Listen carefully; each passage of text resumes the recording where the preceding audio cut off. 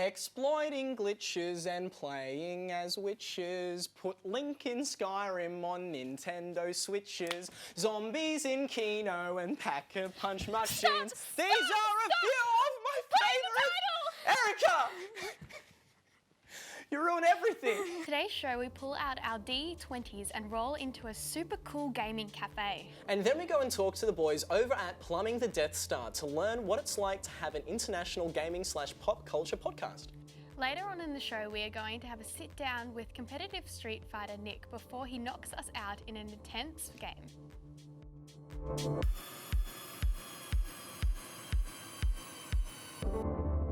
Today on Fanbase, we're talking everything gaming, and we'd be pretty ignorant if we jumped straight into video games without exploring the equally exciting world of their tabletop card-based ancestors and the passionate fan bases these games continue to inspire.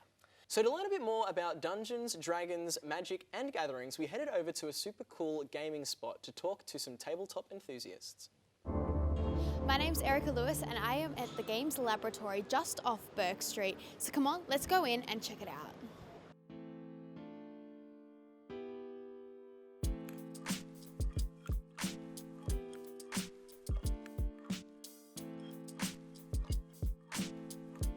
I've heard there's an event happening here tonight, but firstly, let's go talk to some people before we check on the event.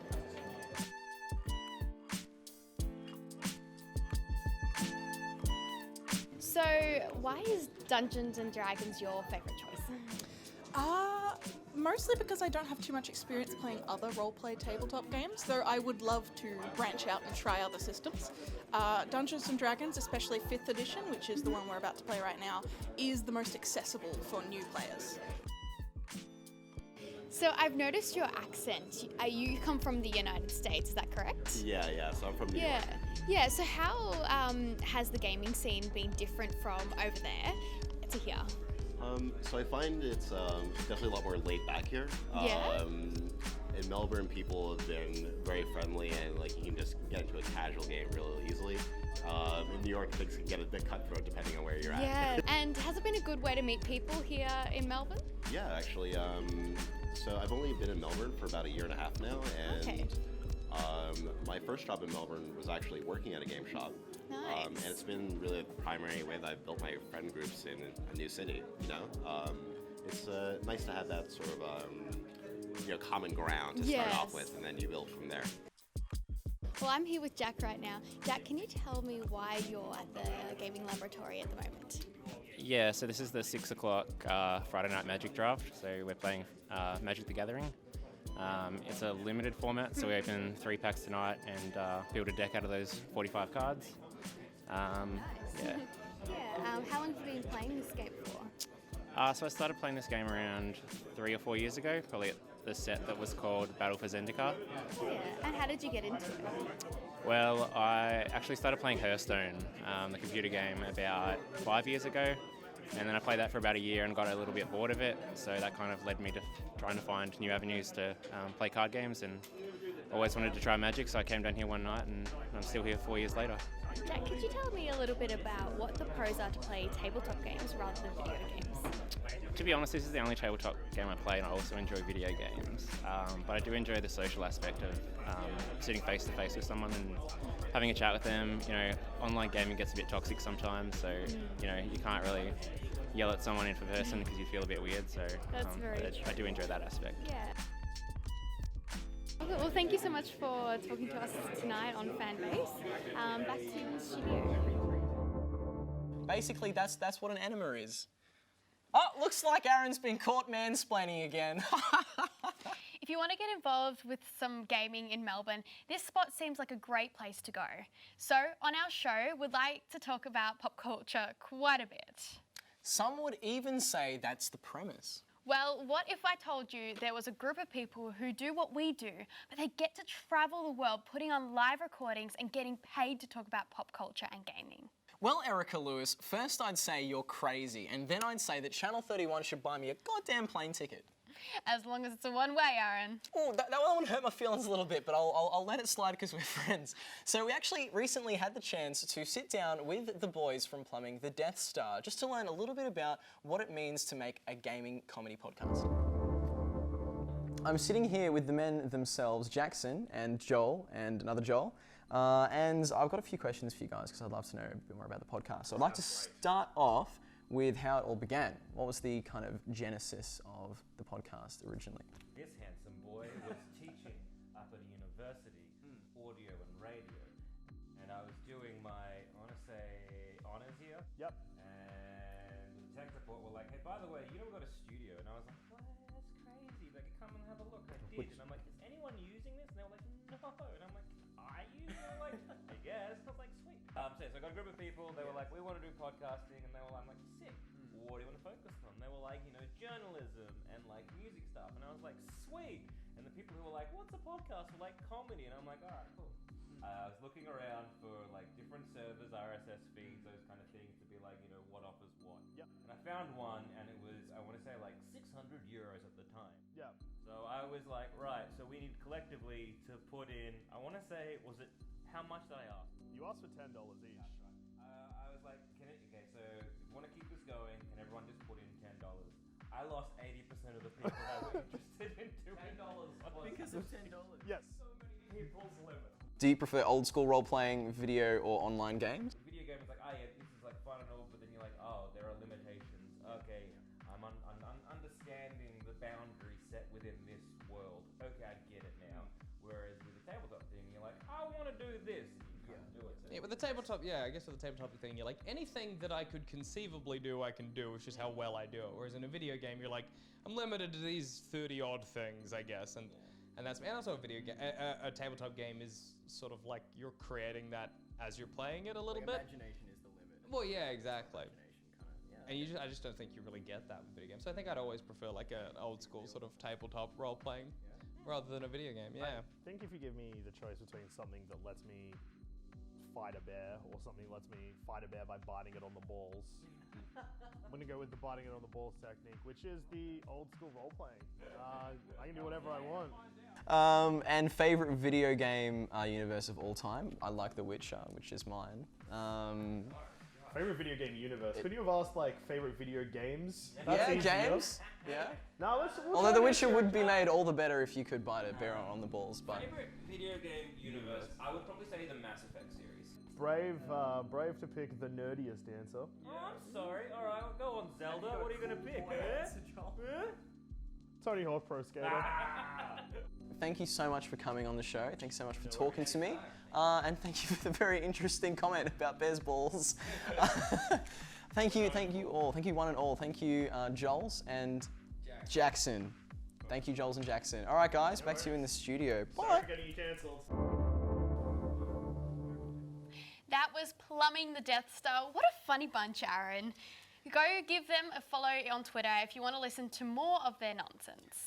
Erica, I got something to tell you. I've been a little bit grumpy lately. The director's been on my back all day, and I just got to get out this anger. Wait, you know? what's wrong? Well, I just can't get any of my lines right on this goddamn show. Well, maybe if you actually practiced beforehand and read over the script like I did, maybe you would actually maybe. get your lines Genuine right. digs here on Fanbase, but I just really want to fight a street. You know, I just want to get the street. I just want to punch it. Cool it, Rocky. Today's your lucky day because we have an expert Street Fighter in to teach us all about the wonderfully competitive world of esports gaming. So, ladies and gentlemen, if you'd please give a very warm welcome to our very own Street Fighter on the show today, Nick Frangos. Woo! Hey, Nick, welcome to the show, bucko. Thanks.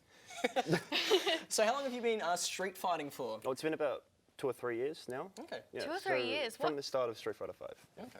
What actually got you into street fighting? Like, did you just pick up the game and Yeah, start so I playing just it? And bought the game and played against my brother and I lost horribly and then I got good. like, oh, see, there's a chance for us. There is a after chance all. for us. So, what inspired you to take it more seriously then? I saw the professional scene. I saw the circuit in America. I saw the players, the international players playing against each other and all the amazing things they could do, and it just inspired me to keep playing. So, Okay. What kind of places is this kind of career path taken you to? Like. oh, I've been to New Zealand. Oh, really? Oh, wow. So last year I went to Southern Cross up in Auckland, and I went 0-2, which is lovely. Oh, that's fantastic. Do you win? Yeah. No, God no. I went 0-2. I lost. One day Oh, next no, year. yes. New Zealand, take him back, please. Yeah, each year he'll get better and better. Like, practice makes perfect, I love think. it. So you've got an odd-looking contraption on your lap Yeah, there. so this is an arcade stick. Okay.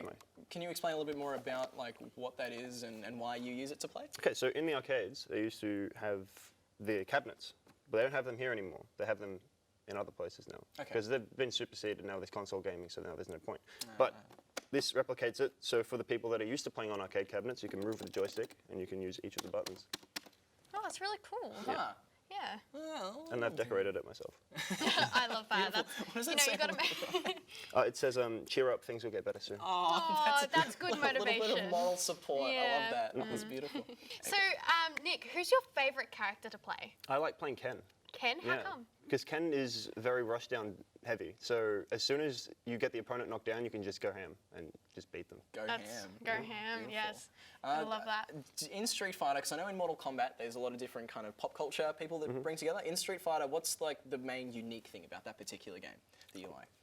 Well, the IP is really old, and because of that, it has a really wide player base. So you've got people from the old Street Fighter 2 days who keep playing Super Turbo, and then you've got new blood like me who've just come into the fighting game community.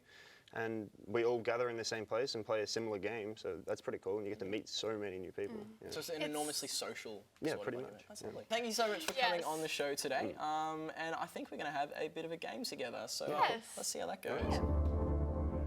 Now, Nick, we've heard a whole lot about how good you are, but I want to see it for myself because I don't believe you. So we got the console set up. Erica, you're going to go first. Yeah. I may or may not have money riding on this, okay? So don't mess up.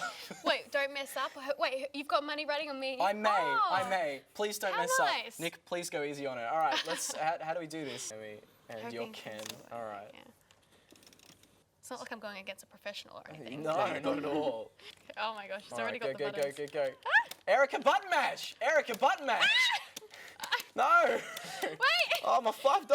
No, come on, Erica, please. Only $5. You bet $5 on me. Hey, okay. Can I jump? I have very little Can I faith jump in you. somehow? Oh my gosh. I thought you could go easy on it, Nick. I thought you could go easy on it. I'm stuck. Can you throw pedestrians at her, or is that a Mortal Kombat thing? Wait, no, I'm okay. kind of not good. Wait. Oh, whoa, wait. There you go. No, he's just being nice. Oh, yeah, sure. Yeah. Come on. Oh, damn it. Ah! Woo! Yeah, I won that. Oh my god. So Success, are there I 2 won. rounds per... Oh, this is another round. 2 rounds Okay, per 2 game, rounds, 99 okay. seconds each. Fantastic. Whoa. I can't even like.